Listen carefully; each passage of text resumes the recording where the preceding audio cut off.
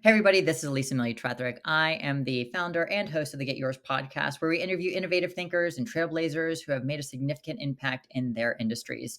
Today, we have the honor to have Open Park founder Jared Zabel as our special guest. Jared Zabel, founder and CEO of OpenPark.us, a company on a mission to make the world more pet friendly. I really like that because I don't trust anybody that doesn't like animals. So, this is right up my Oh, alley.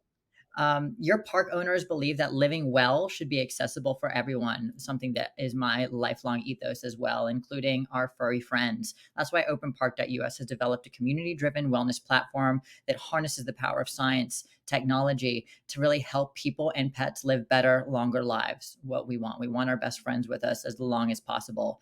Your park owner community, they're really passionate about sharing knowledge and resources to help each other achieve health and wellness goals, which is amazing and so much more of a focus as we're moving on into the 2020s, 2030s. Is a real big focus on the things that can help us be better and live longer. You, Jared, have had a very long, groundbreaking line of experience in product launches, including GameStop's PC Labs, the store experience featured on next gen product ecosystem with VR headsets, laptops, desktops, and component parts. Really ahead of your time, I feel like looking at your experience, which is amazing. So you've really been like heels into this technology that now people are like, oh, like this is so cool, building like so fast now, which is incredible to see. And I'm really excited to talk to you about that and where it's kind of come since you were inducted into VR and technology in that sense. So you've really been a pioneer in innovating platforms at Fox, such as Moveworks AI chatbot that autonomously resolves employee self-service issues at scale. Really important for like HR and just team initiatives and building. And you also led enterprise-wide rollout of the Zoom unified communications platform and hardware ecosystem globally. And we'll get more into that shortly.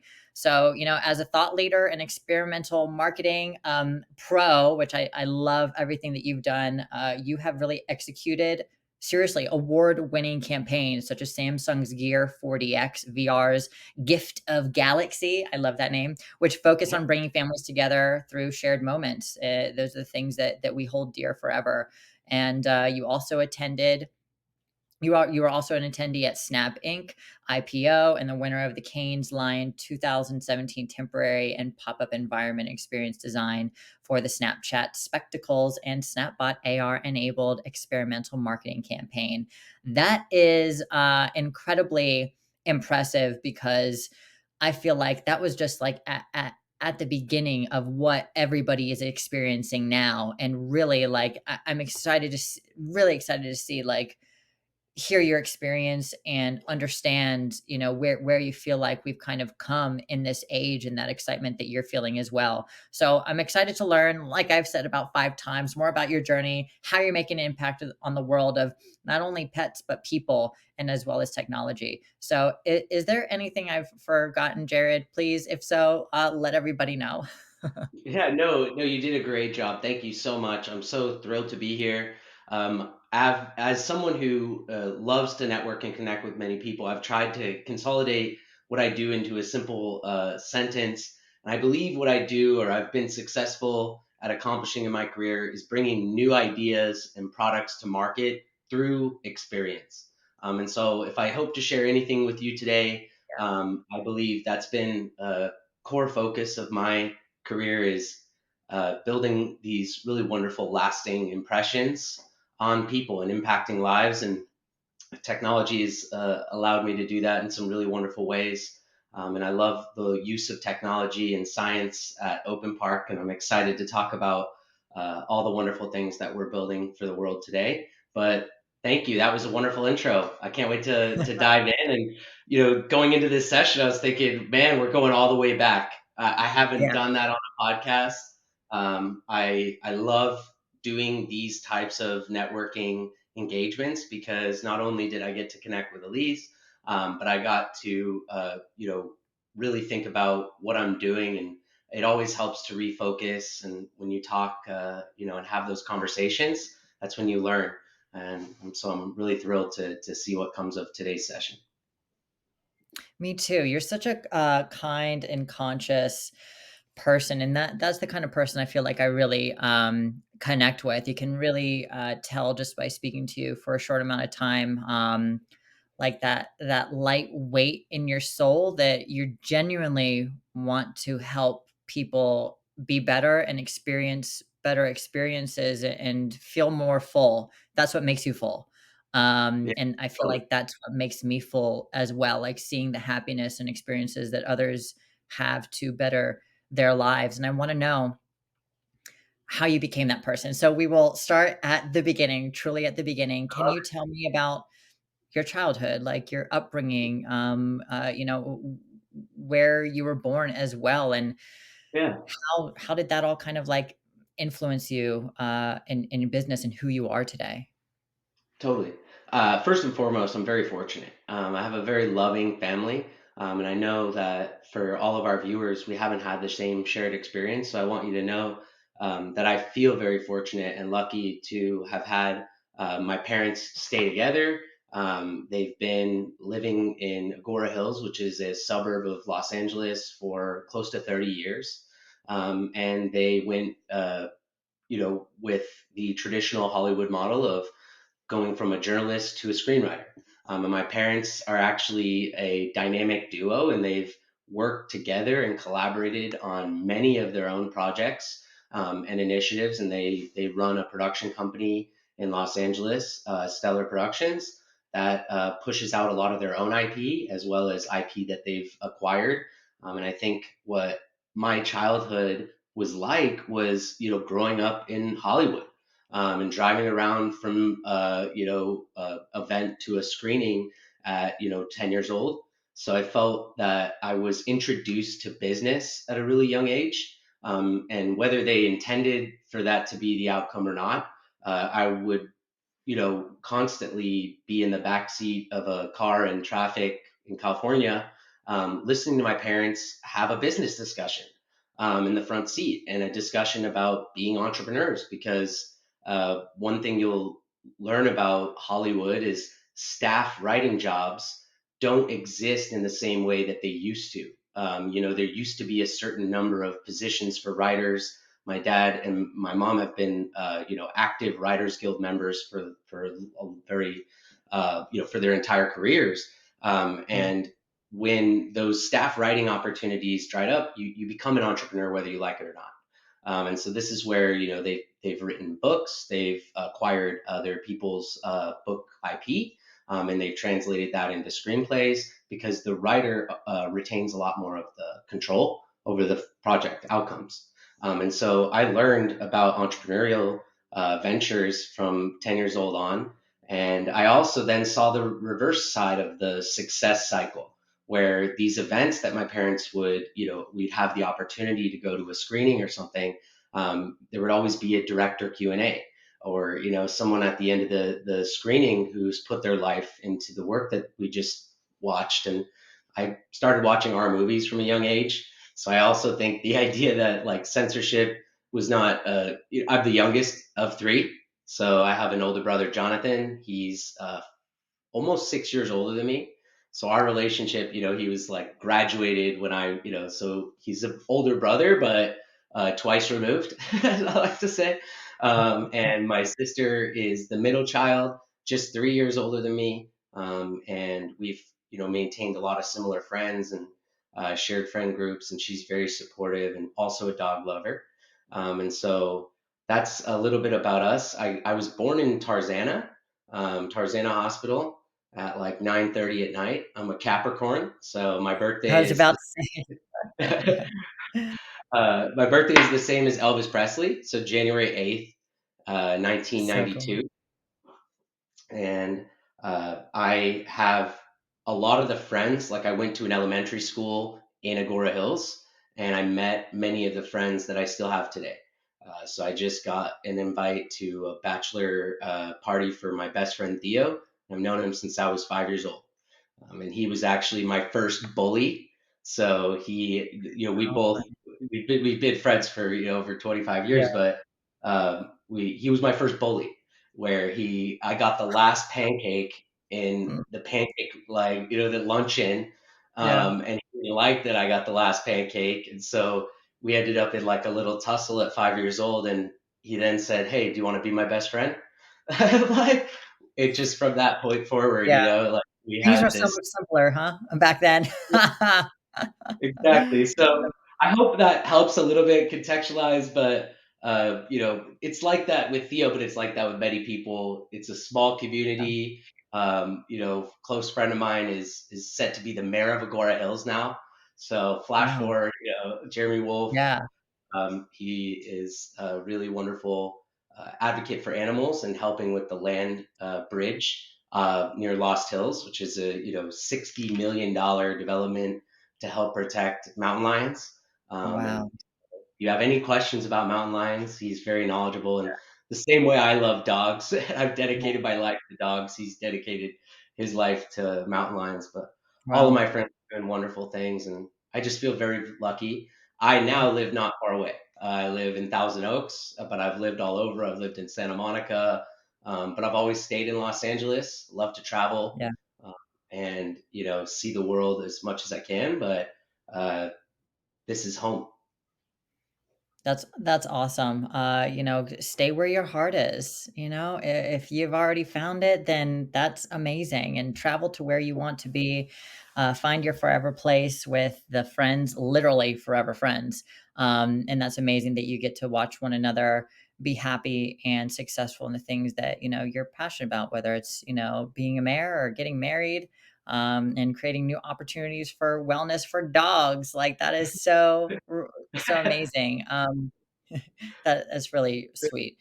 Outside of, your parents and the people that you watch them be as you were growing up, did you have any other, mentors, people that you looked up to, people that helped you along your experience, in your younger years, like before 18? Yeah, I've always had mentors, more so in my career. I think it, is a strategic idea to keep advisors close and to not make every decision in a silo. So that's where mentorship has helped me, improve my mental health and my overall success potential as a leader. At a younger age, my dad is a great confidant, if you will. Both my parents give great advice, and early on there was a couple of filmmakers.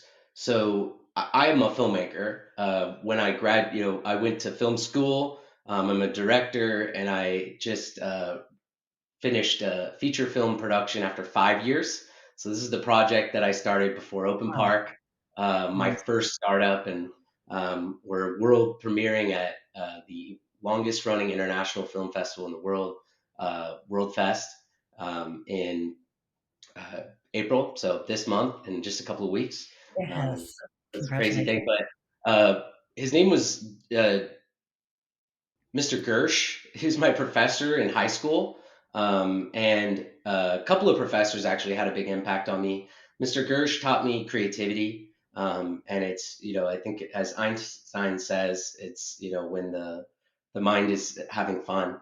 It's, when thinking is fun, or I don't know exact quote. I just heard it recently, but you can be creative. And so he taught me that school wasn't all work and homework. And he taught me that school could be fun.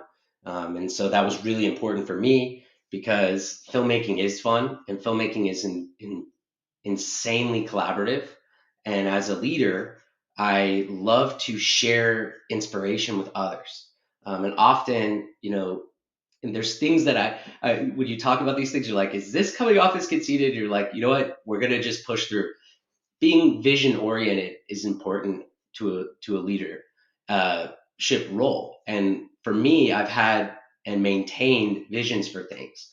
Something as small as, hey, this is what I'm going to do on Saturday, and then actually like seeing it through, or this is what I'm going to do for the next 3, 5, 10 years of my life, and it's kind of always you know escalating a little bit, but as a filmmaker, you can have a vision for a scene or a look and feel, a shot, similar to photography. And so he helped identify that desire to collaborate.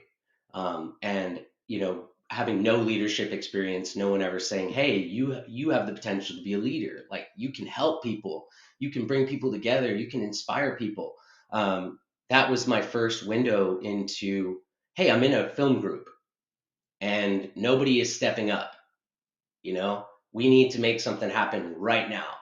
Which is kind of cool about filmmaking too. It's like maybe there's a time crunch, and so that gave me those first opportunities to step into leadership. And then Mr. Shipley, I was a bit of a troublemaker. You know, I think I've always, this is the other side of being a leader. It's like you Yeah, lead by example, but then you have and an have a issue, little fun too. Yeah. have an issue with authority.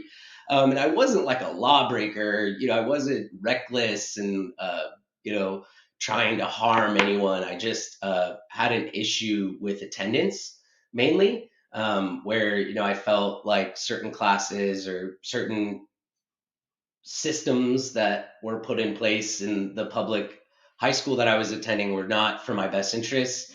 I'm also incredibly ADHD, so I think I'm doing a pretty good job staying focused. And ADHD is it's a disorder, right? But it's also a gift.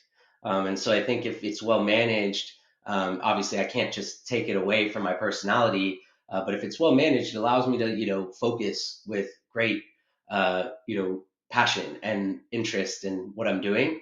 And then it also keeps me always moving on to more things.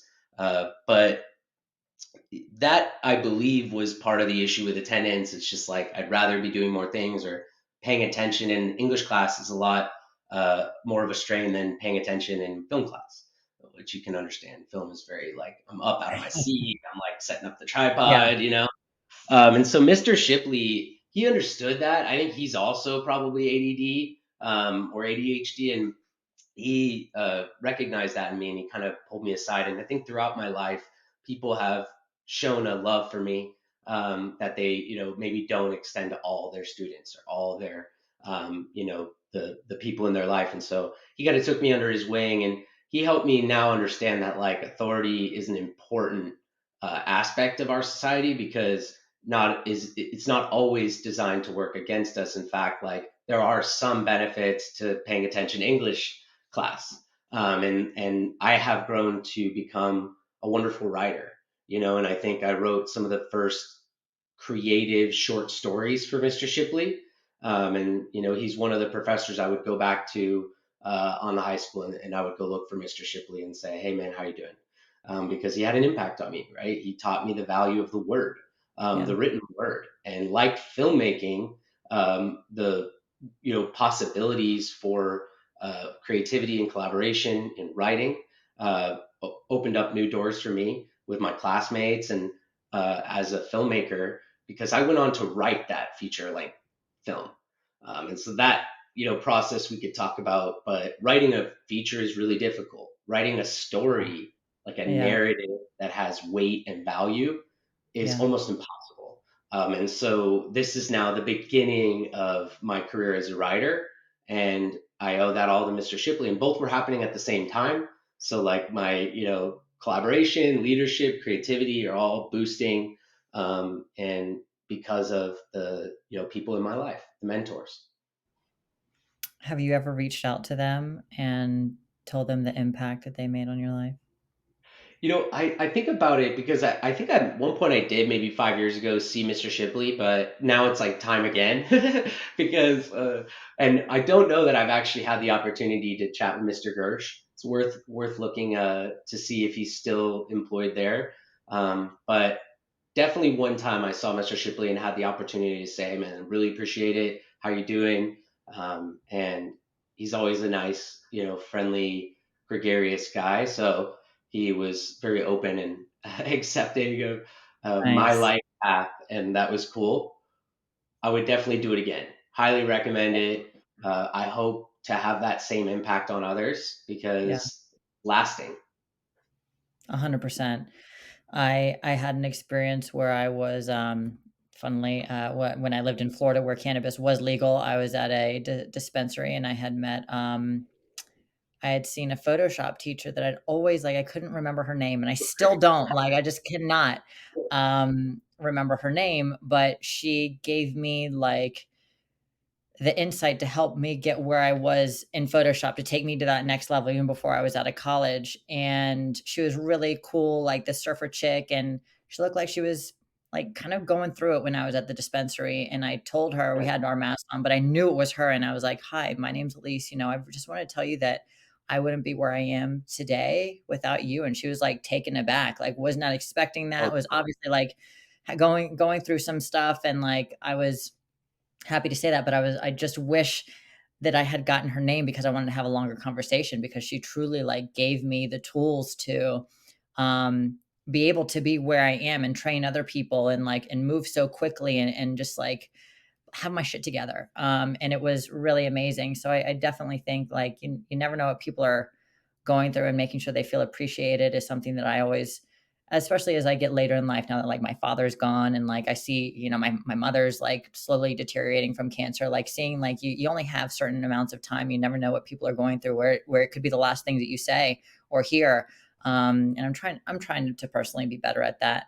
Not saying that you need to, but I think it's like fun and cool. And like, you're such a great person, and they'd be so proud of you. Not that they aren't already from your conversations, but look at what you're doing. You're writing, like a feature film, like because of these tools that they give Thank you and those passions that you feel. So that's really This cool. reminds me of I learned from a friend, if you have a compliment, say it. And I do this all the time. Like I'll meet people for the first time and say, "Oh, I love your shoes." Not because Yeah, I'm like hitting on somebody. It's because like I have it. If you have that thought that you can make somebody feel good, do it. exactly. Like people like that. And I love hearing your story because you never know what people are going through. If I could recommend one thing, maybe hopefully I'll do this. I'll drop some uh, recommendations along our way. But David Foster Wallace, commencement speech. This is water. I listen to it all the time. He talks about the default mode and how we basically, turn off our willingness to see the world from a lens other than the world revolves around me, right? And you start, if you can push through and turn that default setting off, you can understand that that woman is going through something, right? Yeah, Or that traffic is not caused, or no, traffic is not there to inconvenience me. yeah, Traffic just exists. it is. And I listen to this periodically to just remind myself that life is good, right? I'm not the center of the universe. People are going through things all the time that I have no insight into. And it can be easy to judge people for things that you don't understand. And so I love hearing that story. And you made her day because she definitely didn't know that, that was coming. And Yeah. it probably has stayed with her and made, provided great validation to the work that she does. I hope so. She was really awesome and definitely deserved that. And it's been like now anytime I meet somebody from my past or anything, I just like, you really helped change my life. And it makes me feel good because I'm being honest, like sharing that honesty and what I feel when. And I am always complimenting people, because you never know if people get those from anywhere else. Like you just don't know. And if you can be that good thing, like fucking be that good thing. Yeah, Um, take seconds. And it feels good for me to do it. It feels good. I'd yeah, rather be happy all the time than like choose being upset.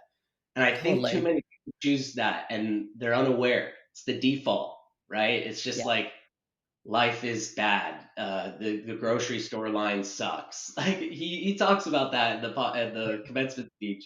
It's really wonderful. I love that chat back and forth with you. You're so easy to talk to. We could talk forever. Were there any particular experiences that you had as a child, like experience or challenges that like drove that passion for you to help animals better their lives, like where you are right now in the project that you're working on most? Yeah, totally. I mean, I got an an encyclopedia when I was like 10 years old. I've had birds, fish, turtles, dogs. I've never had a cat, but it's on my list, and I do love cats. So we're gonna have to figure out how to adjust the the home situation here to accommodate a cat. But for me, the experience that really woke me up is my inability as a young, uninformed person to properly care for my pets. And I think the idea is like a parent will look at this as I'm getting the dog, but it's for my son. And I think the experience of having my puppy Chanel. She was a beautiful Pomeranian for 14 long years, but she lived a life that was less than ideal based on the idea that I was irresponsible as a pet owner. And I don't mean that I like abused my puppy. It's not anything like that. It actually has to do with making the wrong training decisions early can have an impact on your dog for the rest of their lives. So what Totally. we do at Open Park is try to like help share the right information at the right time in that pet's life. And so for Chanel, she was poorly socialized. She hated other dogs. Think about what that does to a dog. They now are completely turned off from friendship for the rest of their life outside of human companionship. And what it does is it makes them guarded off. It makes your life more difficult. Yeah. So, I could go on, but, and there, I think the socialization is just a big wake up call. So when Chanel passed away and I, adopted Levi, I made a goal for myself. Like Levi is going to live the best dog's life possible because of what Chanel experienced. And so Levi is very well socialized, right? I can take him anywhere. And I did my research and I worked hard for years. He's like 4 years old now, almost five. And it took a while for him to become the dog that he is today. But I'm very proud of the dog that he is. I was proud of Chanel. She has my heart forever, but I failed her. So if I had to, share one experience personally, it's just that we really believe that, and I think that it wasn't entirely my fault. I think I was too young, so that could have been a Right. parental guidelines Yeah. conversation. I think that the information is not accessible via Google search because there's too many results listed. Not back And then. Not back then. We didn't not have back that then either. much. There was Yeah, we had no, my book. no. Yeah, we had my book Yeah. in the local pet store. Go check out the Um, book. Yes. so, I think the idea that we have pets in America that are like Chanel is not a wonderful world. And the world where pet owners are informed from the beginning of their relationship with their pet Yeah. is a better world because you have less dogs quarreling. You have healthier humans on more hikes and walks on the beach. So I think that was the main learning for me, and that drove me to my career today. Because Yeah. I've maintained my passion for animals, my passion for dogs. I've got two 75-pound huskies, Levi and Honey Bear. I just adopted Honey Bear from an owner that I met at the park about 2 months ago, by sheer happenstance. Right? Hey, your dog looks like my dog's twin. It's like, oh, you want him? Yeah. And it turns out the owner was in his son is at medical school. It's hard Yeah. financial times. He's going from a pet friendly apartment to a non pet friendly where he spent already thousands on housing I recommendations to get see. in. Yeah. And he had to give up his dog after 9 months. And so for me, I'm on the reverse where I feel fortunate. I've made uh, investment in my dogs, right? Like I Mhm. needed to find a place that had some space outdoors for them to run around. That was a Yeah. huge important factor for me. And so because he didn't have that same, and he's not alone. Our problem statement is that urban pet parents struggle with due to limited Yeah. space to care for their pets due to limited space, resources, right? So he's a clear example of someone who's in an urban environment with a dog that shouldn't be in an apartment, first of all, but with an open park nearby, it might be acceptable. And now Yeah. the apartment is not an option. And so I'm just so thankful that Honey didn't end up in a pound, and or a kill shelter, which it shouldn't exist as a concept in society. We're working on Yeah. that, but this is, just some of the things that have inspired me to do what I do. To be fair, I feel inspired every day because the products we sell, the community that we're building, it Mhm. is a conversation about pet wellness that is directly related to my everyday life, right? Because I'm always thinking about my dogs, not just what accessories can I buy them. It's like, what adventures can we go on? What's their health going to be like in a few years from now? Am I Yeah. doing the right? Like, I'm questioning, is this food actually healthy? I'm learning Totally. so much What is dog about. food? Like what, it's interesting. And that's what we're trying to do. So I could, Yeah. we'll get there. I want to let you ask more questions, and I can talk all day about my passion for open park. Well, great. We'll talk a little bit more about your childhood and then your initial experience in your industries, and then like get hard and heavy into open park because I I love the love it. concept. I think it's really interesting. Were there any passions or interests that you had as a child that you still like practice or do or have fun at, or games or sports, or do you play an instrument? Is there anything that you've brought into your adult life that were passions of yours when you were younger? Yeah. I'm a photographer, so filmmaking is just my passion. And not my family, I mean, they're filmmakers, they're screenwriters, right? So they don't actually shoot with like a film camera or anything like that. So I got my first camera from my dad when I was, maybe 12 or 13. It was actually my mom's camera. It was a Ricoh film camera. And so photography is a passion of mine, where it's not driven by my career interests 100%. Usually when I do it, it's because it feels good. And with the iPhone 14, I now have that experience in my pocket at all times. So I'm the kind of guy that you'll go out for a walk on the boardwalk, and I'm like finding there's like a little flower in the crack, with the light just right, and I'm taking like 30 seconds to take that picture for no other reason. It's not like a selfie, I may never share it. It just feels good. So Yeah. photography Why is feels that good. man on the ground, mommy? Yeah. Yeah, like what's he doing? Yeah, he's so strange. But I think what I would love to do is share more of my photography with people, because it really is artistic by nature. There's so many Yeah. different opportunities. My photography is typically storytelling, story driven photos. So with a single photo, right, 1,000, 10,000 words, or, um, but I love framing, the four corners. I love trying to tell a story with how something is presented or how the light is captured.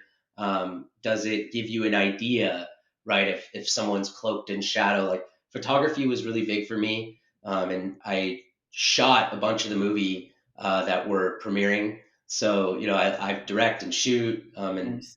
videography is like photography, but a lot more Totally. complex, and with less control. So we try to control video as much as we can, but the reality is, all I need to do is snap the shutter, and I can capture what I need, and there's no uh, you know, coordination or uh, choreography that's required outside of just setting the scene for the Yeah. photo. So I took a photo my freshman year on my first college camera that I now have like framed in my house, and it's of a flower. It's Nice. just like a flower in the Love it. courtyard of my the Porter dorms at UC Santa Cruz. And I know that it's a story for me, because when I look Yeah. at it, I remember the story behind taking that photo. It is a Nice. pretty photo of a flower, but That's there's great. a lot of flower photos in the world. This one's pretty cool. So definitely Mhm. photography is one. I was also an actor. I'm less comfortable now, believe it or not, as much as I talk. Like I force Yeah. myself to do these things. I'd prefer to be behind the camera. But I did act on a television show in Canada that my dad was the showrunner, called The Mhm. Pros Nice. Stairway to Heaven.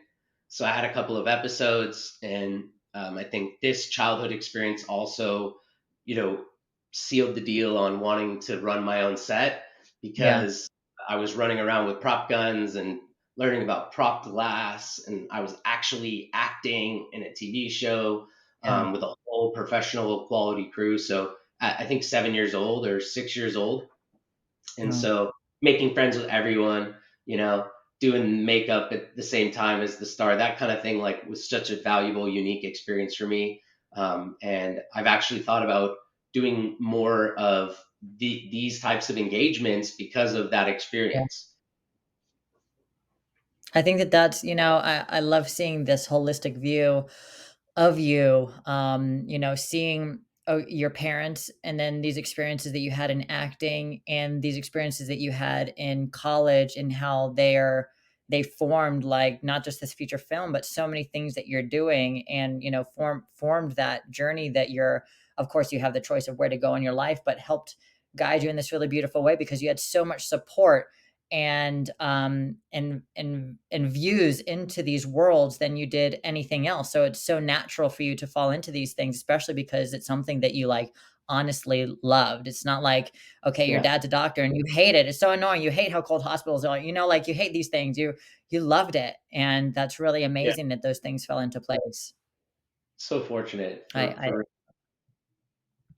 Yeah, And it is. congrats. I think actually as we advance, you'll learn even more. It really is, and I think this is the value of the Get Yours podcast because it. That's what I hope to do with this today's show is share a little bit about these stepping stones, why they're relevant, how they Mm, apply to my position at Open Park today, yeah, and how I was successful at building confidence in myself, and taking on bigger yeah. objectives and bigger opportunities and trying to scale and level up every day.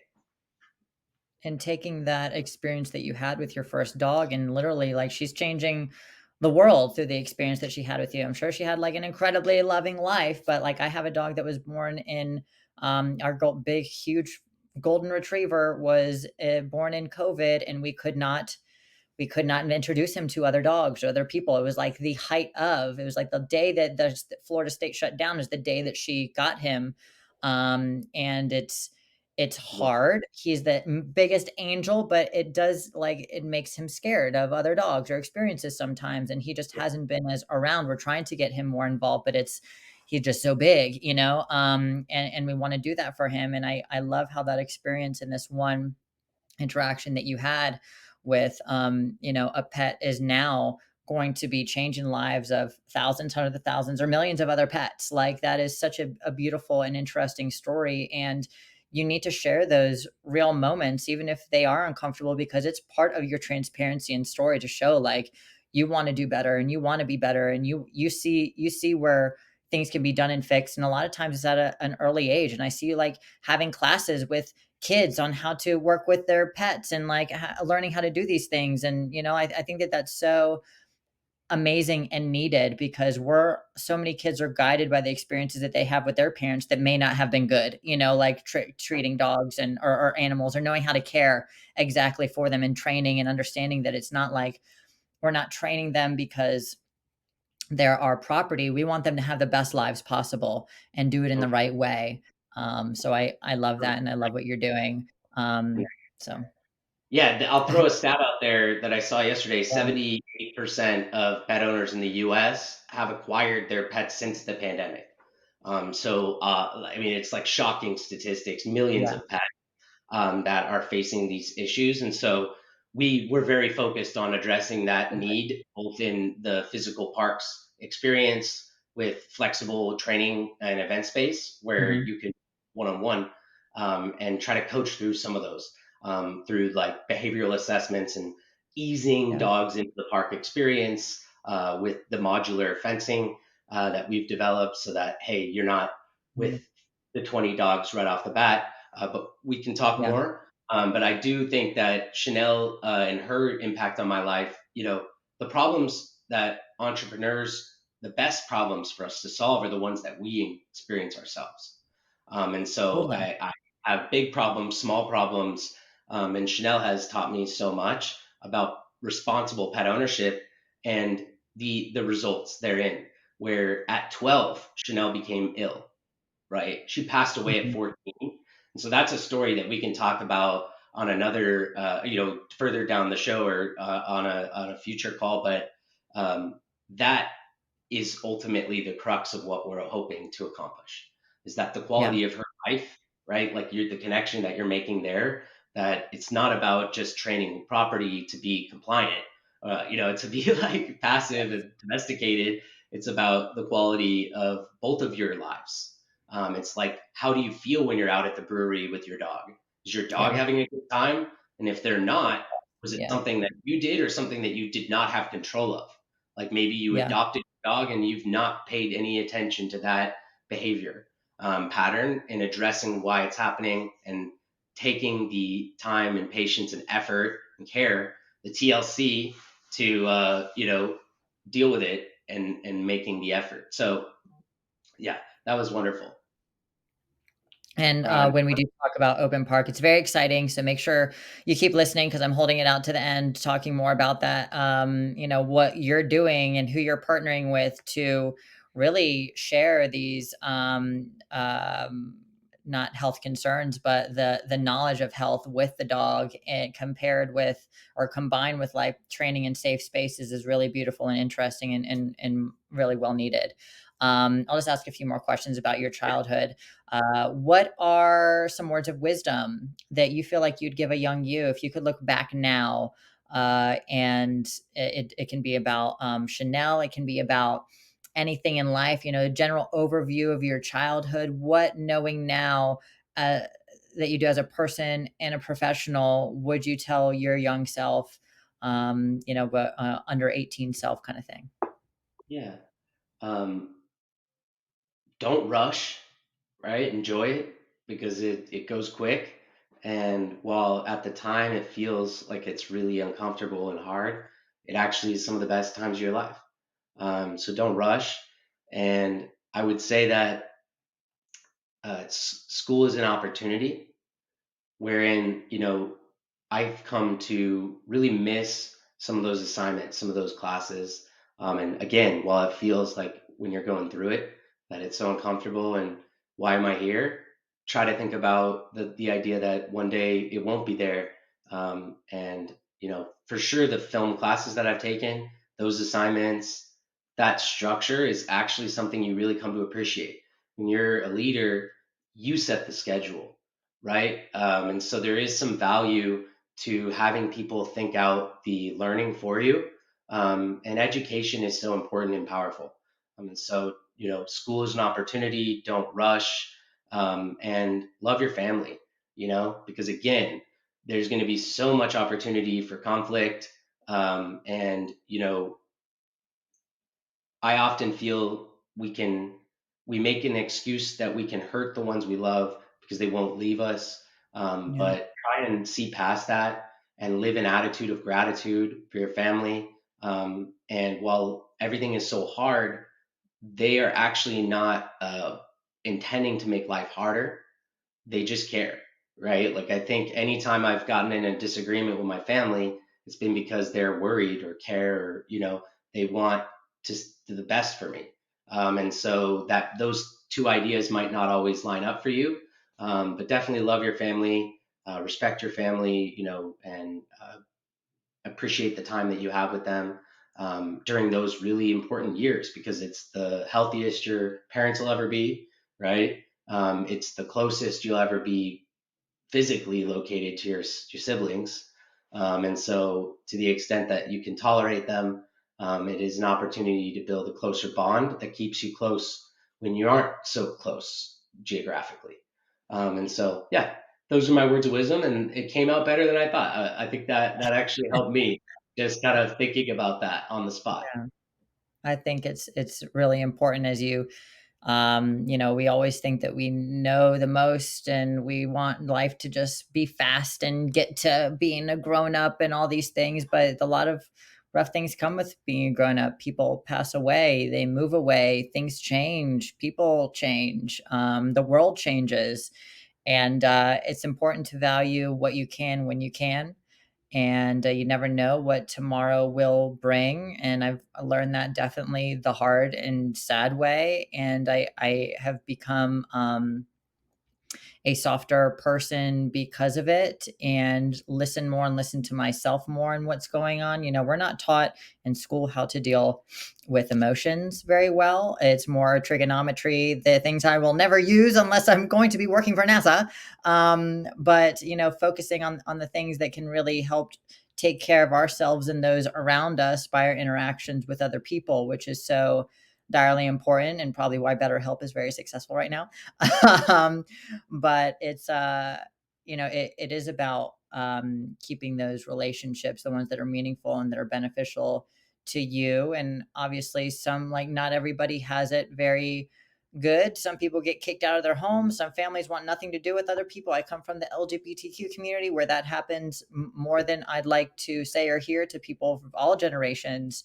And it's finding your family and making your family where you feel most you. So I Yeah, appreciate you sharing that, and it's really meaningful. I appreciate you sharing that as well. That was wonderful. Of course. So I know that we talked a bit about you going to university, how we say it in the US. You went Yeah, to the University of California, you got your bachelor's in film and digital media. We know why you kind of chose that, yeah, that field in particular, but I'd love to hear a little bit more about that. yeah. And a little bit more about your experience at university and how that kind of brought you to your first position that you had professionally. Totally. It's an interesting story. So I went to community college or city college in Santa Barbara for 2 years to get my GEs. And it was the first time I ever got a 4.0 in my educational career. And I was in math, which is something I'm not always been very successful in, applying the concepts there. But I worked hard. I went to the tutoring lab every day. And so I was able to transfer into UC Santa Cruz into a dorm. So it was so weird. Like I was living in a house with 8 roommates as a freshman, and then I was living in a dorm room as a junior. And so as a junior in a dorm, the dorm was full of transfer students, people like me that got their GEs or went from another university to the film department or the university in some other way. And so there was a lot of opportunity for friendship, and I met lots of really cool people just in my immediate like floor vicinity. And they became longtime collaborators and friends and roommates in the future. I love the campus. It is one of the most beautiful campuses in the world. If you haven't been, it has a very unique climate where it's at an elevation, but within a mile or two of the beach. So you get redwood trees, and redwood trees are not actually trees. Yeah. You'll learn they're mushrooms, and they spread by spores, which is super Wow. interesting. You'll find fairy rings, as they call them, which are about like you'll see 3 redwoods in a little Yeah. bit of a pod. So walking to class is just splitting through the trees, Yeah. and seeing people along the way, enjoying nature. But in summary, really what my career at university amounted to was working a lot harder than everybody else in my class, it felt like, because it didn't feel like work. And so, I became very focused on not making student films because it felt like a challenge. It's like I am a student. I have Yeah. every reason to make another student film. And when I'm talking about a student film, it's like a shot of a kitchen and you've got an actor and you can see their feet, which I don't understand why. And then like they're just sipping a coffee cup, and there's just nothing Yeah. happen. And what Hitchcock will Yeah. teach you is there's not literally like an explosive under the table. Why are we watching the scene? Where's the suspense? Where's the storytelling Yeah. interest? And so when I talk about not making student films, I was talking about making narratives, and actually like trying to think about character development and storytelling approaches, and then carrying that through to the execution on the filmmaking. And so I joined the Film Production Coalition, which is a volunteer organization that helps people not in film make films. So, like someone with a science degree could come and make a film with us every quarter. And we taught them everything from screenwriting to editing and video production, lighting, all aspects. And we shot a film and delivered it in the quarter. So that was super exciting times for me. Again, great leadership. I was the producer on these films. So I brought all those people together, taught them things, and then help them deliver on their ambitions for the projects. And I myself, before leaving the university, struck out to make a senior thesis film. It's called Decamp, and it's a story about a character struggling with Alzheimer's disease, and it's about finding a cure for Alzheimer's. My grandmother had, early onset dementia, and things that really like in her later years made her life very small. And it's sad because she was a doctor and she Wow. knew more than me about so many different things. And what was interesting about the disorder is she would actually remember the medical textbooks and things in a way that was very unique, but would fail to remember my name Yeah. or who I was. And so, having experienced that, I wanted to like tell that story in filmmaking, and we did something really unique where all 99% of my peers shot their projects on campus or like in the town, right? We drove like uh, several hours to the Sierra Nevada mountains during the peak of El Nino. And so there was 14 feet of fresh snow everywhere. Wow. And we rented a cabin, and for $1,000, we had $1,000 budget for the movie, which was, people weren't really putting budgets, but I was like $1,000. Like it's, that's a lot of money for a Yeah. college student. And it Totally. felt like do a lot with $1,000. Like we could literally make like $1 million movie with that. Like let's go. And you learn about how far it goes. But um, we basically arrived, and I had this whole vision. I was going to rent a cabin from a friend. We could not get to the cabin. The snow was too deep, and I remember literally like had the Totally. camera on the sled, like Yeah. trying in my, it's up to my knees. And eventually, I just gave up with the person who was guiding us, and I said, "Look, I can't ask the crew to come here." So Yeah. we improvised. We found some abandoned cabins where people only, they're not there in El Nino because who is there? Like we're insane. And so we just shot the exteriors outside of those cabins that were accessible, and then we matched the interiors to our Airbnb cabin. So like we literally like moved all the bags and stuff into the bedroom because it was like a one bedroom, shot in the living room, moved everything. Anyway, that film went on to win the Dean's Undergraduate Achievement Award, Amazing. which is only awarded to one student from each academic division. And I think it's because we went there, Yeah. right? We actually succeeded at telling a Totally. story that had value, Yeah. and that was a narrative. It wasn't a documentary about Alzheimer's disease. This is a story inspired by Robin Williams and the final years of Robin Williams' life. Yeah. Where our character makes a decision after being diagnosed that he would rather disappear, and pay somebody a lot of money to help him disappear than deal with his family and fans having to see him deteriorate. Yeah. And so you watch that firsthand. And this film, in summary and turning it back, it set me up to do the feature because it taught me, wow, like the production value, like I've there was a shot where we call it the David Lean. He did Lawrence of Arabia because I was able to capture an entire mountain in a snowstorm with my actor walking across the frame, right? With Wow. $1,000 budget because four people were inspired to get into a suburban and go there and turn Yeah. the camera on in the freezing cold, and so it just taught me the value of working hard to Yeah. increase the value of the production. And our goal with the feature was to make a film. It would literally, this is the next film project after Decamp, which was 15 minutes. Our feature is 90 minutes. We wanted to make $1 million picture with 100 grand. And the way we were going to do it is we were going to go there, right? And we were going to go to the locations. And so I'll talk a little bit more about the feature as maybe the next career stepping stone. But university, taught me the value of the assignments and like learning and doing the work and going through the hoops, because by the end of the 2 years when I was making the camp, I had learned everything that I needed to learn. I had built those relationships with collaborators that were important to me. Like the person who starred in my DeCamp film is the star of my feature film. And he's 20 years older than me. 25 years older than me, right? So age was not a factor. We were collaborating because he was good at what he does. And he believed in me as the director and he believed in the story. And so we've now collaborated for 6 years, 7 years, ongoing. I talk to him almost every week still from that 15-minute short that we made. And I was introduced to him through the Film Production Coalition, where Yeah. he came in for a 2-minute scene, right? Someone Wow. else knew it. And so the power of networking to change your life is tremendous.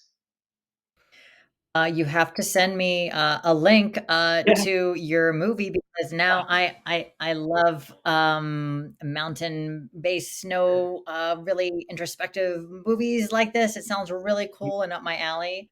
it's a strong Down my female alley. protagonist. Yeah, it's What'd you led say? by a woman named Anna Rose Leff.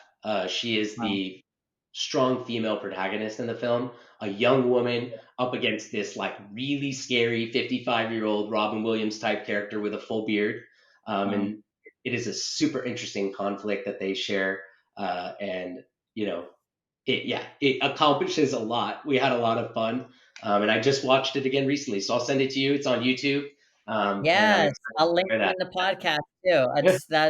That is really cool, and congratulations on that. I mean, it's deserved. You win awards for putting in that extra effort, for going that extra mile. That's what they're meant for, and really telling a story, not showing a foot in somebody drinking out, like, everybody looking at, "What does this mean?" Yeah, I Like, don't know you if I saw that. there's so My, many of those that is just like really stale, and I like some stale stuff, but yeah, and I think that in film school, from what I've seen, not that I've been in film school, it's like try to be as like out there as possible, and it's not as storytelly or story trying to storytell in silence where you're trying to have everybody catch on, but it's so much more meaningful when you're telling people what's going on. yeah, And like you're having this like back and forth between characters that people can relate to or see or understand in that way. So I think that that's really cool, and I'm really excited to see it. And I yay, will watch it this afternoon. yay, yay! It's worth the 15 minutes. I promise. It's a lot of fun, and you're absolutely right. I don't know my peers. It comes off as it's not like it's envy in a sense because it's not that my films are so much better. I spent 100 more hours. Had they done the same, and I was always willing to like help anybody. Like if they wanted me to go work on their film, I was down because I knew that it would help them elevate, push past the drinking coffee scene because they Yeah, have great ideas. They're not 100% focused on how to execute. And totally. execution implementation, that's something I struggle with all the time. It's the hardest thing to get right. I have Yeah, this great idea. How do I get started? For me, the advice I give, and we'll give this advice later, is what is the first tangible step forward? And I still do this every time I make a decision or I start something new. What is a new partnership, anything? That small, tangible step. Because if yeah. there's a 10,000 steps, what's number one? And it should be the easiest for you to figure out. So we'll talk more about that a bit later. But I love our conversation. Brings me back to filmmaking. I'm excited to go to this world premiere because you have to turn things on and off Amazing. in your career. And I've had Yeah, to like move into the open park role in a big way over the last couple of years. But it's still such a love of mine. And people say, well, hey, are you going to go make another movie? I'm like, yeah, absolutely. Like, as the founder of Open Park, I'm going to take my summer vacation, my 2 weeks off and not go on a vacation. I'm going to go direct a movie.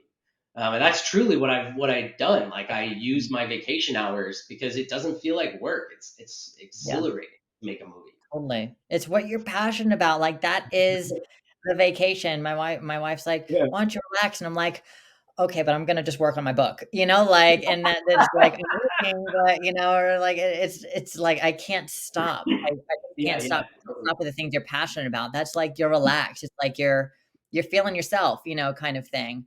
So I love that. Um and thank you for sharing. How did you what after university? Because I know that before Open Park and feature film, like everything that I had shared before, working with like Fox and all of these other Snapchat, like how did those jobs come to be? Where did those start? Audio visual technical work. So if we think about filmmaking, and my degree was in video production and cinematography, and so working with physical camera equipment, Yeah, and I actually started taking odd jobs. So it was like contract labor where you would show up for an hourly rate, and often incredibly early in the morning, and you would work all day, and you'd get paid out on a daily basis. And those it started, here's it one day here's 4 hours of work that's paid. And it felt so good to get paid. telling you, because I like, I've never Yeah. been with Yeah. less, now, but it's hard to be in college sometimes because you have no real income outside of people that are helping you get through school. So you're limited and you're tight. Getting paid the first few times was great, but it picked up, right? And so by the time that I was getting to Samsung, it was a recommendation from an extended contract because every time I worked for somebody new, and they're renting my services as an AV technician, or like I'm going to Yeah. help them Totally. execute on their production or on their set. I worked as a PA, notably with Peter Berg, Michael Phelps, Danny McBride, Wow. on commercial early on, but that was like, that's like a 2, 3 day run. And so the runs got longer. The Samsung was technically like a run. It was a contract, but it was the longest run, right? It was like Right. 3 month engagement. And so they brought me in early to run the activation, and to manage the team of brand ambassadors as well as the hardware systems on site. And we were positioned at major mall operators in California, like the Caruso Group, Promenade, Americana, the Grove, these major retail shopping centers. And what was interesting for me is it leveraged a lot of the technical skills that I had learned in school, just from renting every piece of gear that they offered and setting it up in the studio, or Yeah. breaking it down, or doing work for friends. And Samsung ultimately landed me the introduction to Snapchat, where I was hired. And so that is kind of that leapfrog where it went from 1 day to 1 week to 2 weeks to 6 weeks of work to, 3 months of work to 6 months to full time, and or to a year and then full time. But yeah, it took a long time for me, as an early uh, professional, to build trust with people in more senior positions than me, right? Because I didn't have that experience to fall back on. And one of the things that I like to tell people is that confidence in yourself, right? Just because you don't know how to do something on pen and paper doesn't mean you can't do it. Really Totally. think about what's required. I'll tell Yeah. you just a funny story is like, on one of those odd jobs, I was asked to do a lighting position at the Skirball Center, which is like this big auditorium. It was like for a 500-person charity event. I had never done it before. I said yes because I needed the money, because I knew that like other people would be there and that I wouldn't like cause the whole run, the whole event to go offline. But I didn't know what I was doing. I didn't have experience with the lighting board that I would be using. I didn't even ever use a lighting board before that night. So I'm sitting there, and yeah, it's tense, right? Like he's like, "Hey, Yeah. that guy's gonna walk up with a microphone. Make sure you hit him with the like can light, like some jargon." And you're like, and then you ask for help. Okay, yes, I had 5 minutes or 1 minute. I just looked over at the person that I had just met 2 hours ago. I said, "Hey, man, I forgot which one it is. Can you, or I just want to make sure that this is the right one, right?" Yeah. And you don't sell yourself under the river, but Yeah. you also believe in yourself, because we got through the event fine, and I got more after that, right? Like Right. Yeah. nobody was harmed by me faking it till I make it, right? Yeah. Like, you don't want to lie on your tax returns, that you have to really be smart about when you use this strategy, but it is a strategy. Believe in yourself, take on new opportunities, try new things, because if you don't do that and you have no Totally. experience, you're not going to advance. Yep. Sometimes you got to make your own experience. You know what I'm saying? And I think that that's great. And I yeah, love that you're totally saying ask for help. What'd you say? I love that you're saying that. That is the film production, the feature. Yeah. The feature. No one hires you to direct a film after film school, right? You Yeah. create that opportunity for yourself. You have no Totally. experience directing a feature, so the Yeah. best way to do it is to get some experience directing feature. I've now directed 5 actors in a scene, right? I've added Yeah. like accolades. Like, if I get a chance, I'll tell you my favorite moment as a director. Right? The fact that I even have a favorite moment is because I created that opportunity for me to have it. Well, that's one of my questions. So unleash, what is your favorite moment? Yeah. So my favorite moment as a director, Yeah. which would be great. I mean, I'm happy to share that. It's specific. Yeah. Yeah. Okay. So on the set, we were in a very small room, very quiet. This was we actually shot on location in Central California. It's called Angels Camp, McCollum Hill, Murphy's, California. And we were fortunate to partner with people that have lived there since the gold rush, right? And so our film takes place during the California gold rush. Yeah. And in this scene, a husband is saying goodbye to his wife, who's passing. And it's very sad, very quiet. You can hear the candle lit flicker. And so, as a director with very little experience, one of the things I learned quickly is talking too much only is detrimental.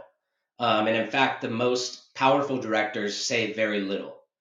It should be in the script, it should be in a conversation before the actor arrives on set, and it shouldn't be from behind the camera while there's a mood and an intention in the scene, because it can take an actor out of it and it can actually move you farther away from your goal as a director for that scene or that moment, whatever it is you're looking for. Totally. In this Yeah. moment, I needed an authentic, genuine goodbye and uh, emotional response.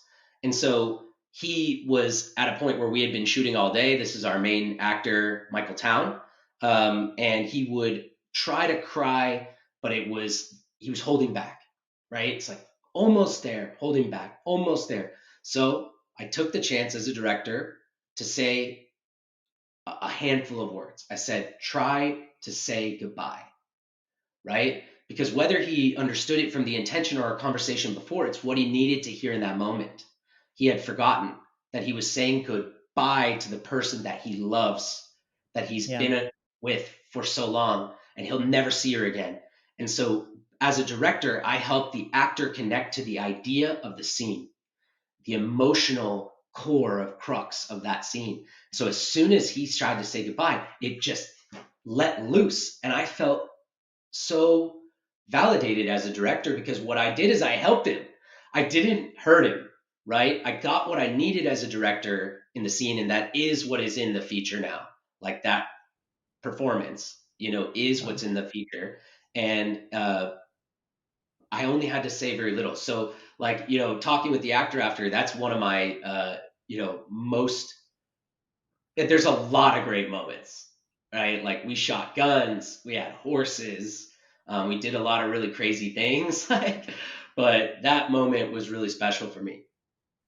Well, I had to try not to cry because that it's like that's it's so, you gotta put yourself in the place of, like, finding that person you'd not wanna say goodbye to and say goodbye, like, and finding those emotions and, like, when you feel like when you're acting that, because 'cause I'm trying to get more into acting again, Yeah, I love when that. you feel pressure from a director that they're, like, upset or angry instead of just, like, being that supportive, like helping you through it, trying to find what those hot points are to make that emotion come out that's being sought in the script, I think is like such a talent and not being like, okay, he's a notorious hard ass and like having that. Like you want to be your authentic, open self. And that's why you're there as the actor or actress that's been picked because they like those emotions from you.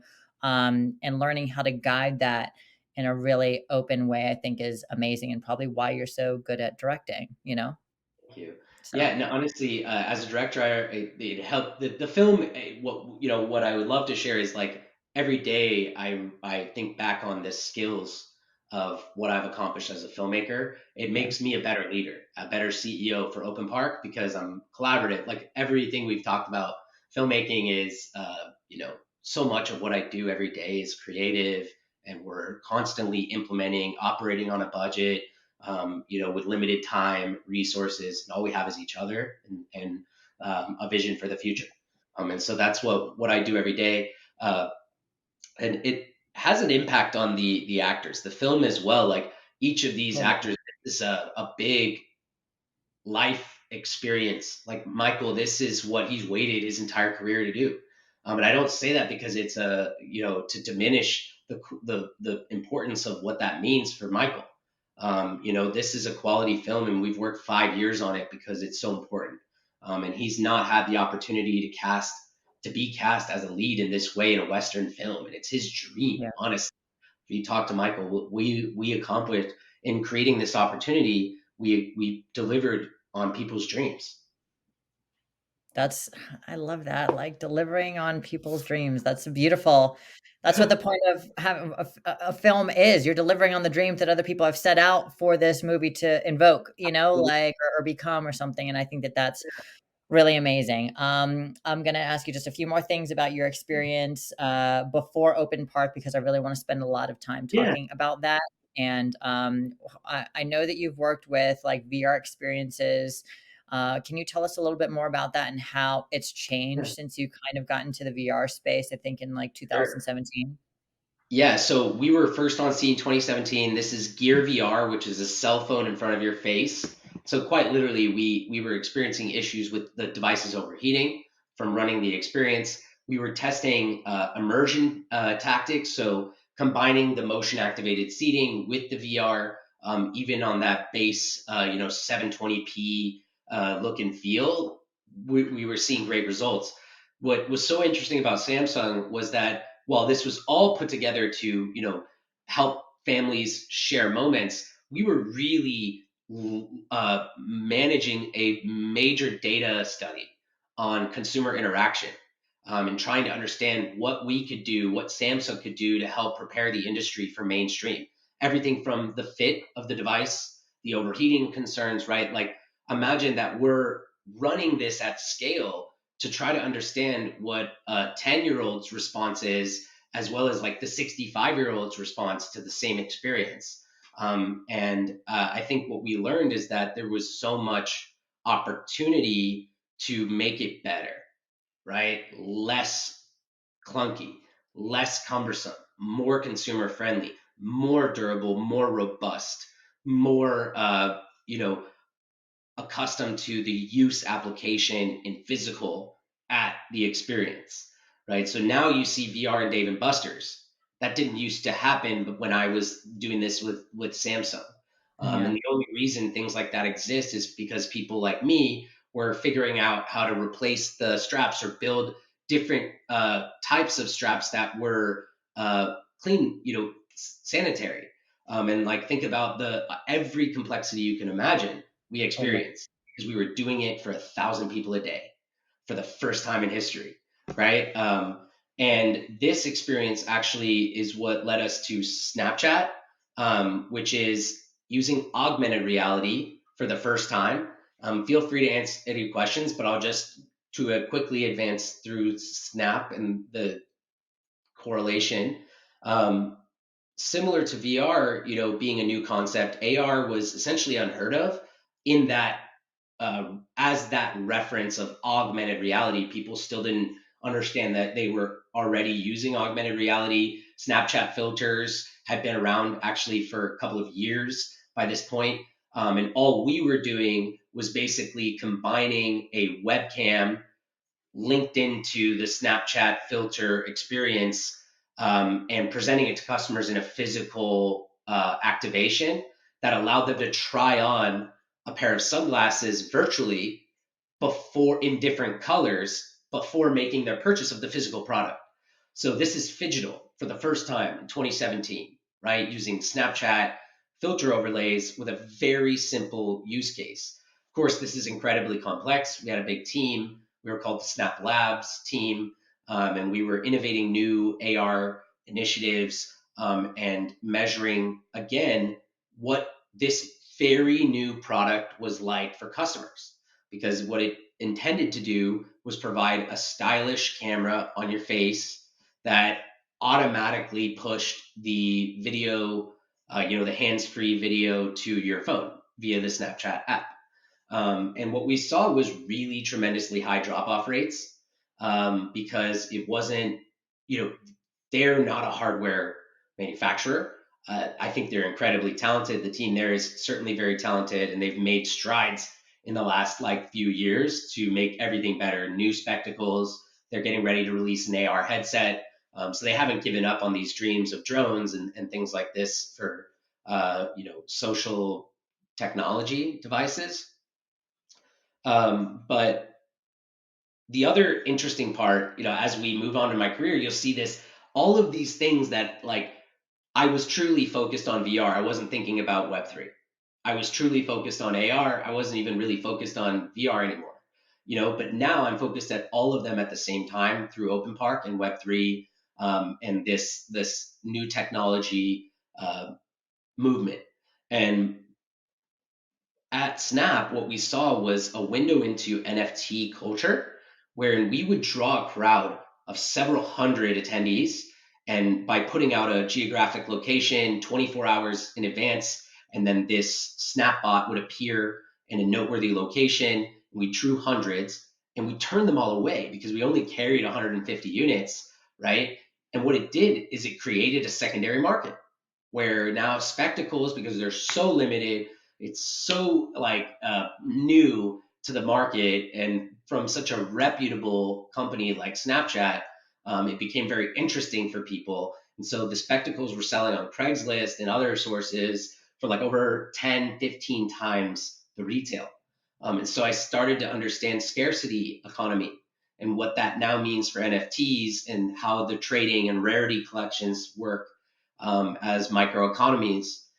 So yeah, that's a lot of the learnings at Snapchat. And ultimately, I think they've, since my time there, have hit the brakes and gone completely under the covers with the R&D, and are now ready this year with Apple to release some really exciting new products for consumers. I'm thrilled. I couldn't be more thrilled to see what they come up with. That's great. I remember Snapchat coming out with, the first kind of like AR style filters. Then Spark AR came out for Facebook. I was heavily involved in that. I on my channel where I placed these my Elisa Amelia coaching and training channel where these live. My first videos were like Spark AR, videos, how to create masks for your face and how to do these things. And I did that with a beauty line where I was the CMO. I created fun games, like pore extraction games because it was a beauty company and they had pore extractors. But I love where it's come, even, in the last few years, that interactivity. And now it's almost synonymous with Web3, which is interesting because it Right. came way before Web3 was even a thing. Yeah. But now, because of the use cases, the token gating or the ownership, visual ownership, things like that, it's really, and scarcity, like you said, is really interesting in the terms of all virtual experiences, which is really interesting. MR, XR, VR, and everything, metaverses, everything that is like in between and coming from all that, which is really interesting. So I'm excited to see what they come out with and what Apple's coming out with. Seems like they've put their focus instead of the creator economy on these other portions, which has been sad to see, but also interesting, and weird. But that's life, and I'm excited to see what everybody's coming out with. It's very interesting. To see so many things being built in AR, almost AR and VR, the moment Web3 kind of became a thing and metaverses became larger, as well as the inception of AI has just like Blown. it's very wild. Every day I'm seeing a new kind of company, in between all of these verticals, which is really, really cool. And I wanted to start talking about Open Park. Yeah, You know, definitely. how you kind of got from there to here. How did you come up with this idea? What is it? And like, spill it. Well, great question. So this began actually over 3 years ago now.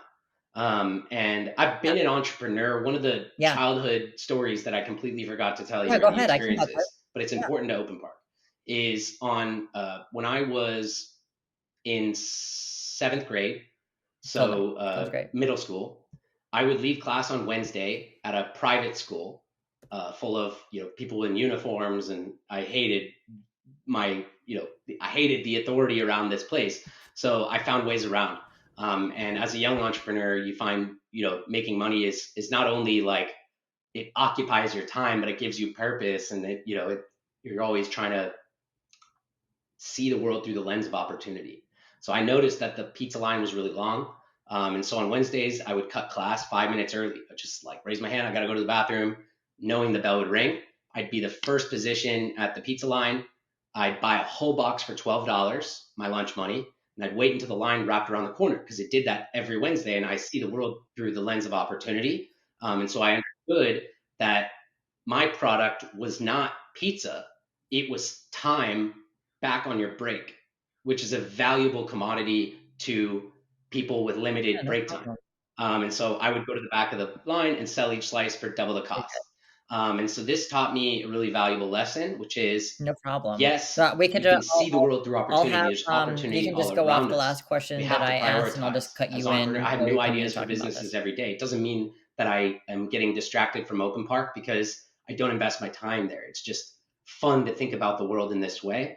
And really, the driver and the key insightful learning for me was that I could only ever make 12 bucks profit. And it never felt great to make that money. And it wasn't changing the world, it wasn't impacting lives, right? It capped out. And it really only served one purpose. So people enjoyed the service, but I was limited as an entrepreneur. And so my career as an entrepreneur has been about finding an opportunity where I could build something for the long term that has a lasting impact on the world and impacts as many lives as possible. So that's ultimately the driving force for me as the founder of Open Park. And it's driven by something that even further, by something I said to my father when I was 5, which I also skipped over, but it's all relevant in the context of my founder story. I told my dad when I was 5 that I wanted to take the pain away from the people. And so it's a weird thing for a Yeah, 5-year old to say. I was like watching movies that I shouldn't watch, and but it has stuck with because it is a beautiful thing to think about that we all total. experience pain in different ways. And it's broad as an entrepreneur, right? Like you could go into the healthcare industry, you could go into, providing things that make people's lives more enjoyable. And so my life has been kind of been searching for the thing that checks that box, and Open Park surely checks that box. There's nothing more painful than losing your pet. And there's nothing more painful than losing a loved one, regardless if they're a pet or another person in your life. And so the vision for Open Park is around proactive care and helping people make decisions early enough in their lives that are the right Yeah. decisions, that the cumulative effect, right? So our formula for longevity is that longevity equals healthy habits plus time. The longer that you're healthy and you make these good decisions, the longer the life you will lead, we expect. And we hope to quantify through the development of what we call the park ecosystem. And this sounds super high level and generic, but the idea is we are providing services that help address what those healthy habits mean to you. Because as someone who struggles with this, I was overweight for many years. We didn't touch on that. I recently lost a lot of weight, not from abusing, substances. It took me 2 years, but I made a commitment to myself as the founder of Open Park that I wanted to be better, Yeah, like you said, and that I wanted to live, you know, a better life. I lost 90 pounds at least. It's a lot of weight. to Thank you. And so you'll see, I mean, if you see any of the BTS from the film, I mean, you'll see I'm like a different person. And so Open Park has already changed my life. It began 3 years ago. I was living in a dense Santa Monica urban area, working at Fox when I adopted Levi. Levi is a Husky Samoyed mix. So he started small and he got big. And Levi has different needs than Chanel had. Levi needs exercise every day. He's an active dog, right? He's a wolf. And so, what this means for a busy working professional like myself before the pandemic was waking up an hour before I need to get ready for work so we can go on a walk, right? Going to work, coming home on lunch so that we could go on a walk, going back to work, coming back from work, and then going to the park because it was different than a walk. And it actually was nice for me because I was tired. I'd worked all day and already been on 2 walks, right? So the idea that I could take my dog to the park and in 30, 45 minutes, he could get the health benefits of a walk that took us an hour. Now I'm saving 15 minutes. I also get an opportunity to just relax and socialize. And I'm entertained because I'm watching my dog make friends and socialize and be a dog, right? And so there was a park right next to my house that is called Stoner Park. It's Cool. wonderful. It's a community Congrats. That's center, so it great. has like an old folks daycare, Yeah. basketball courts, tennis Wow. courts, all for the Congratulations. city of Santa Monica Wow. Yes. residents, and a baseball field. And the baseball field was being used as a dog park, which Wow. is really problematic because pet owners are notoriously irresponsible. That's why we're pioneering responsible pet ownership. And there's kids on the field playing soccer or baseball, dogs off leash, and so it's not it's a health hazard, it's a safety hazard, and so eventually the city did something about it by creating a very small, but we were lucky to have it for a short time, like fenced off enclosure. No water, no place to sit, no trash cans. We had to like bring them over from another part of the center to like have trash for the poop, bags and collection. But people were using it, right? I'd see 20 people there every night because the same reason as me. It's like they need to check that box for their dog so that they can get sleep and their dog's not tearing up the couch and like, he's actually sleeping through the night in some cases. And what happened was because this, was set up so quickly, they took it down almost immediately. And for the first time in my life, as a citizen of Santa Monica, I, with another person that I met at the park, another owner, put a petition together. And we signed over 200 signatures in like 3 days, just standing at the park. I took some time off work. I spent my lunch hours there. And these were signatures from people that were like me or like our friend, like the friend that I was working with, who was an older woman, who we both shared this passion for the community at the park. Totally. That's how we Yeah. met. Our dogs are best friends. Mm, And so this is all kind of, good. Yeah. and I started with the lens of Yeah. opportunity. So I really understood, wow, like these are customers. There's no Yeah. experience to be desired here, right? This leaves a lot to be desired. There's no seating, there's no shade. Like when it works well. My dog has made friends here. My dog gets the benefits of exercise and socialization. I'm sorry.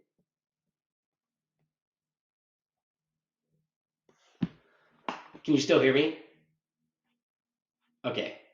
Let me see here.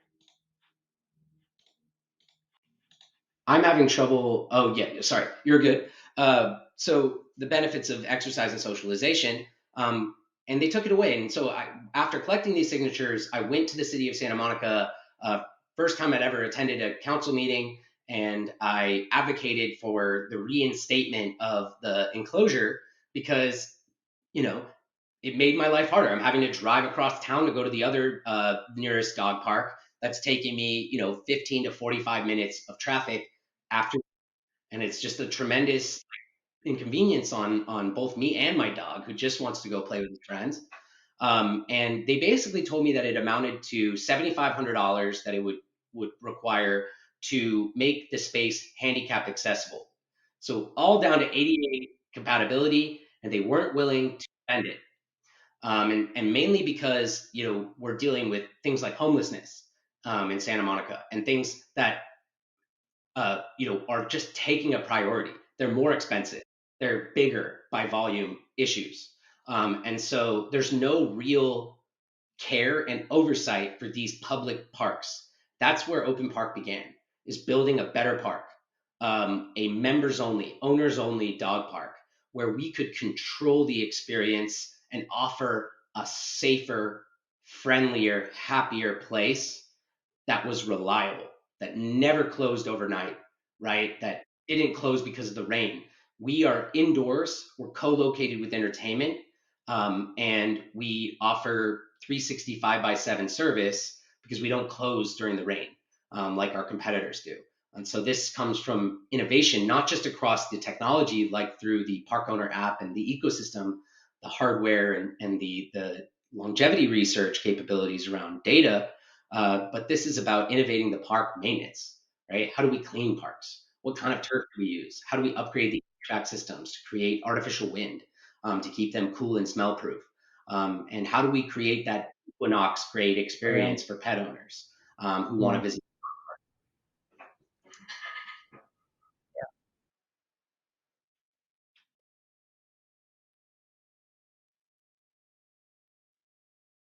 Yeah. Wow. Yeah, so Yeah. smart pet owners are synonymous with park owners. And that's the term for our ownership, which is a disruption on all membership experiences in society. Yeah. Wherein today you're leasing a piece of code that basically expires with your lack of payment. And so if you're attending a gym, that money's gone, right? It's like you spent it every month and then it's just in their pockets, and it entitles you to the access that you use or don't use.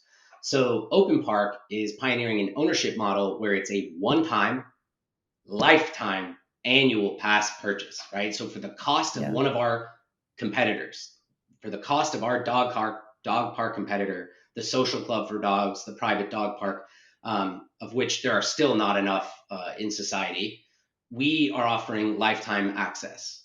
And the way that we are set up to do this is because we are developing an ecosystem around the parks that's supported by a community of really passionate pet owners, also known as park owners. And so we have Okay. leveraged blockchain Yeah. technology, the best parts of it, to optimize our user experience. We are building the park ecosystem for Yeah. mainstream customers.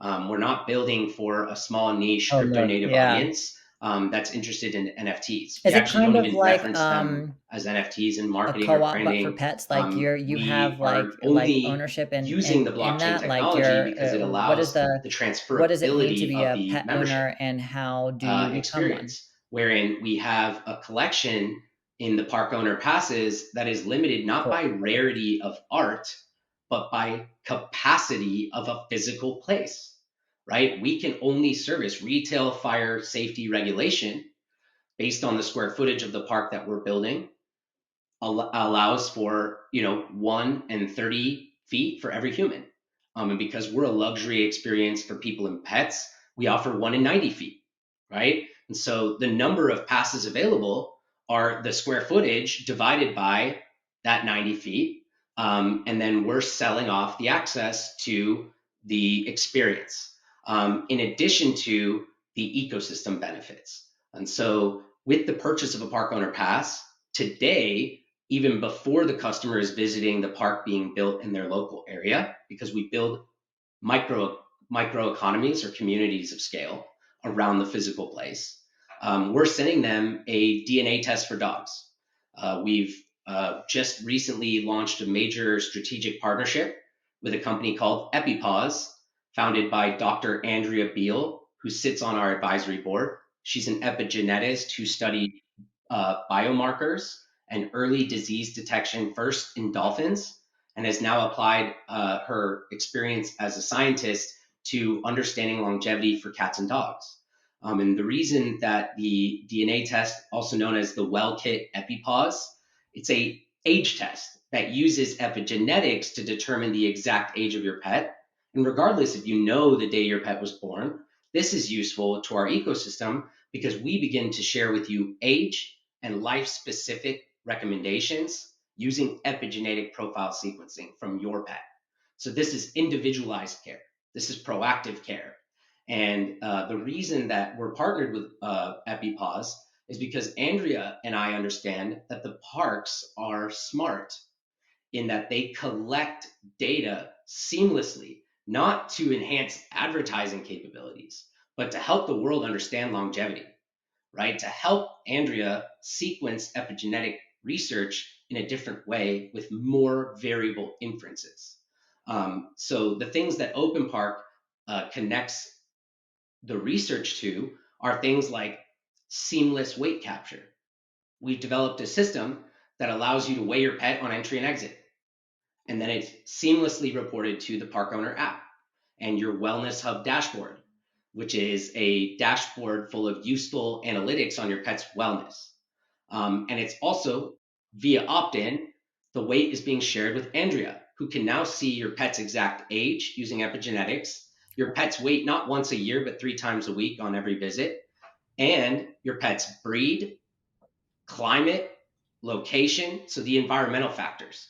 And based on how much an owner participates, right? If you're logging your pet's food activity or drinking activity, which we are looking for ways to make it seamless, then we're sharing even more useful insights about how to help your pet live longer, right? So I'll give you an example of what that proactive care looks like. Suddenly we have a benchmark for your pet's weight, and we've agreed that is a healthy weight for your breed, right? Using science, using epigenetics, this is the recommended weight of your pet. Now we see an influx of 5 pounds. Sounds like it's not a big deal, but it is. A Labrador, an overweight Labrador lives on average 2.5 years less than a Labrador at a healthy weight. And what we're seeing is even minor increases in weight are having an impact on the lifespan of pets. And so we're able to use technology to now proactively remind you that your pet's weight has gone up, help you understand the right diagnosis or the right solution. How much food do I dial back? Well, we need to understand how much food your dog is eating, what their weight is, right? How active are they? And these are things where, one of the last things before I turn it over, Sure. because truly, I mean, it's an ecosystem, and maybe that's synonymous with complexity, but we have developed a hardware tag.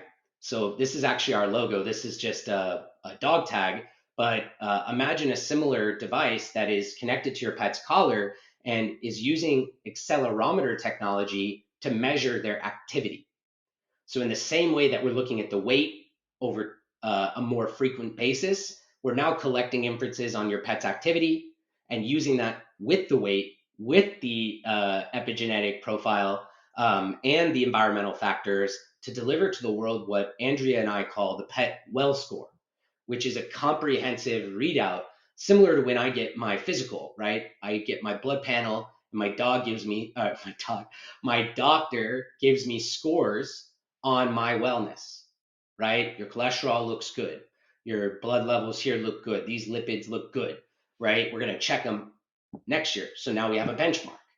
And so we can actually use data to make informed decisions that help Jared live a longer life or help Jared determine early diabetes prevention recommendations. So it is like healthcare, but being applied to the most valuable, companion in our lives, our pets. And the last thing is, it would take 130 years to measure a human Yeah. life. And it would take data collection capabilities that are not present in today's society, meaning we cannot actually feasibly measure humans for that long on a consistent, seamless basis. OpenPark intends to accomplish similar research and help the world understand longevity through pets in a tenth of the time that it would take us to understand humans. So, 15-year research study that we're kicking off as of 8 months ago when we first started working with Andrea.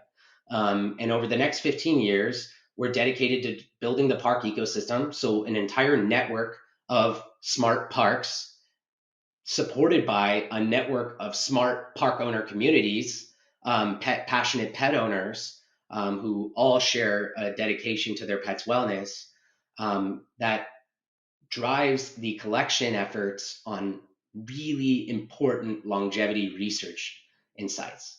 And then instead of just using that to manufacture a drug for pharmaceutical, which is an option through partnerships in the future, but not our core focus is using what we learn to help pets live longer today, right? To proactively recommend the right advice to the pet at the right time in their life. And so that is a dedication. It's a commitment to the ecosystem. It's a commitment to the community and the experience. But it has hugely valuable results that we intend to quantify.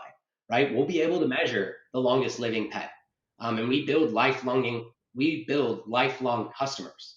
The longer that you're an open park owner, the longer that your pet is set up to, the more potential that your pet has to live the full lifespan, because you're Yeah. constantly aware from the beginning. You're not making those silly mistakes. You're not feeding them the wrong food for 5 years and then trying to get them to be healthy. The damage is already done, it's irrevocable. And so I'm not saying this to scare Sure. people. And if you've already been doing things the wrong way, Yeah. the way this works is it's never too late. We can always improve the quality of life. We can always try to give your pet a healthier diet. And you'll see changes in their look and feel. Their actual coat will be softer. Their eyes will be more clear. They'll have more energy, right? Their breath won't smell bad.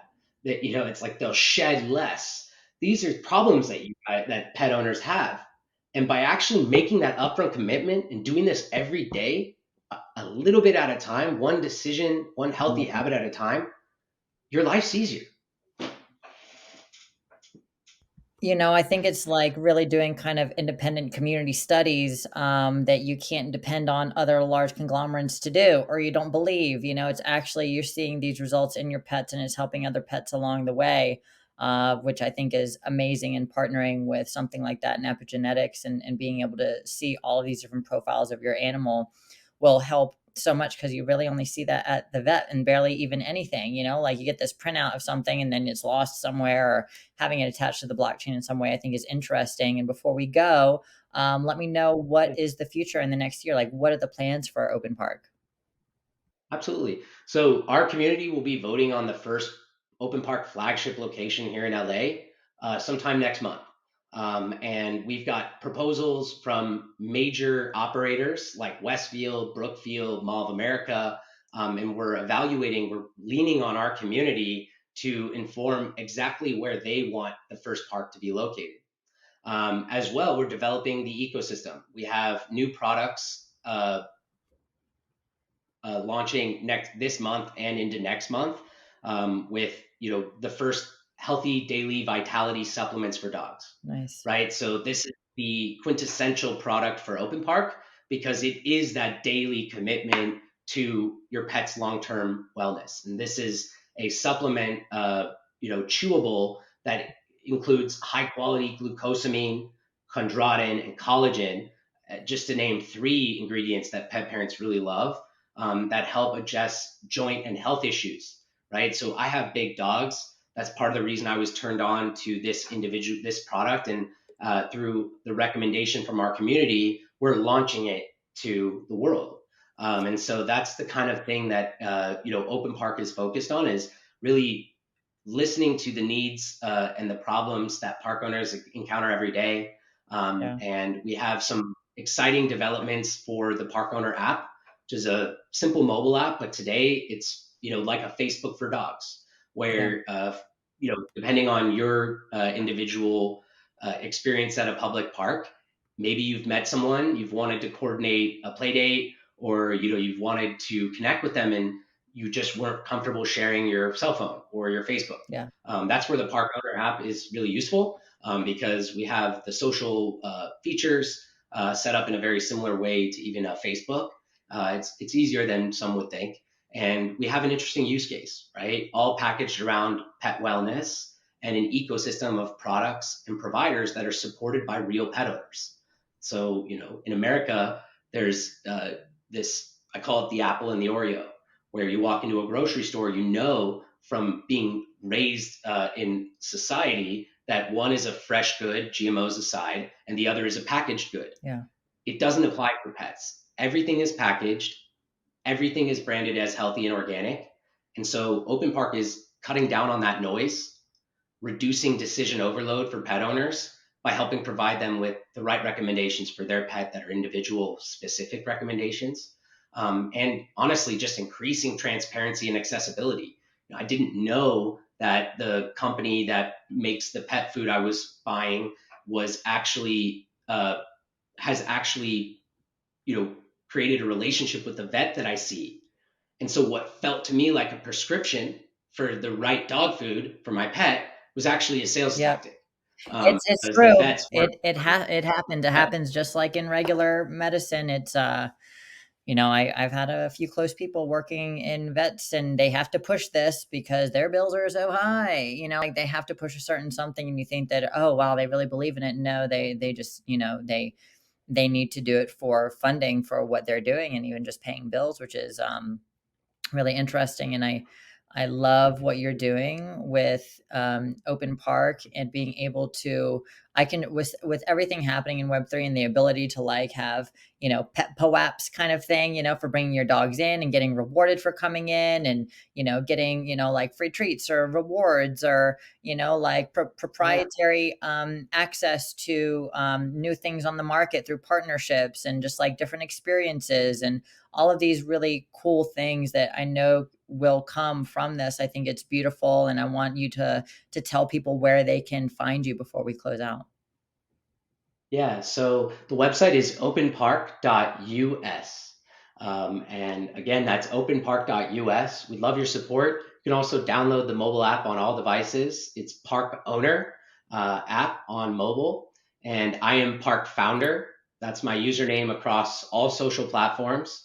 I am so honored to have been, interviewed today by Elise. I just met Elise last week. I think you're incredible. We will for sure be working together again in the future. We have so much in common.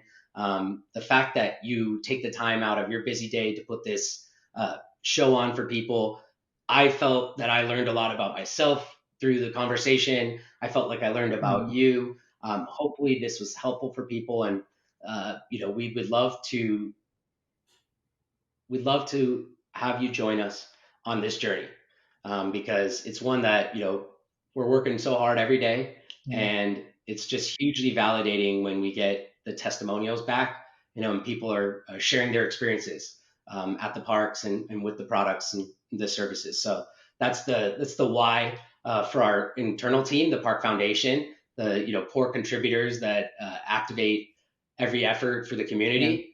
That's what makes us feel so good is hearing feedback from you. So if you do check us out, definitely don't be shy. Come find me on socials. Let's book a call. Let's do a one-on-one. I want to hear about your pet issues. I want to hear about Web3, and I want to share my experience and try to help if I can. Wonderful. Thank you so much for your time. Thank you so much for doing something for animals, giving people a different tune to sing in Web3, watch and follow along and be a part of something that they're passionate about.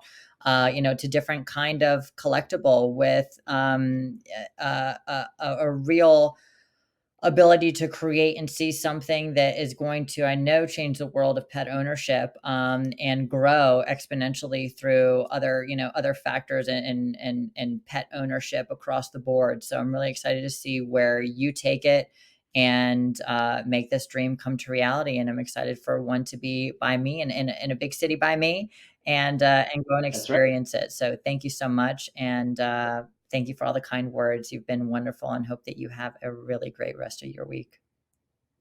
You too. I hope you have a awesome week. Thanks everyone for listening, and I can't wait till the next opportunity for us to chat again. Definitely. Have a great day, Jared. Okay. Thanks, Elise. Bye.